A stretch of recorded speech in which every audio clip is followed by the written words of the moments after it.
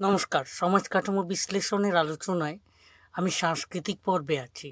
এই সাংস্কৃতিক পর্বে এসে আমি যে কথাগুলো বলছি, আমি ঠিক ২ পর্ব আগে দুর্নীতি নিয়ে কিছু কথা বলছিলাম। আমাদের সমাজে আমি যেটা বলতে চাই যে নীতি বিসর্জন দিয়ে নৈতিক সংগ্রাম যদি চালাতে চাই, সেটা কিন্তু কখনো চালানো সম্ভব হবে না। তাই আমি বলতে চাইছি যে নিজেদের বিবেকের কাছে তবে এইটাই বলি যে যাদের দেখে শ্রদ্ধা করা যায়, উদ্দীপ্ত হওয়া যায়, আদর্শকে জীবনে শ্বাস প্রশ্বাস করে আদর্শের জন্য জীবনকে তুচ্ছ করা যায়, এমন মানুষের সংখ্যা আমাদের দেশে অতি ক্ষীয়মান। এই তো আমাদের সমাজের আসল চেহারা, যা আমাদের সংস্কৃতি।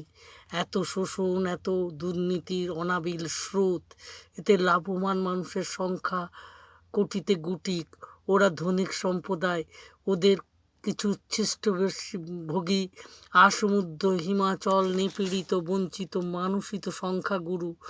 তাই এই সংখ্যাগুরু মানুষকে বণিক ধনিক শাসককুল শোষণ করে চলেছে।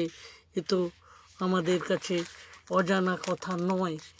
তাই আমি যেটা বলছি সেটা হলো, এই সমাজে হুজুরের দল আর তাদের উচ্ছিষ্টভোগীরা চায় না যে মজুরের দল জানুক তাদের প্রতি বঞ্চনার কারণ।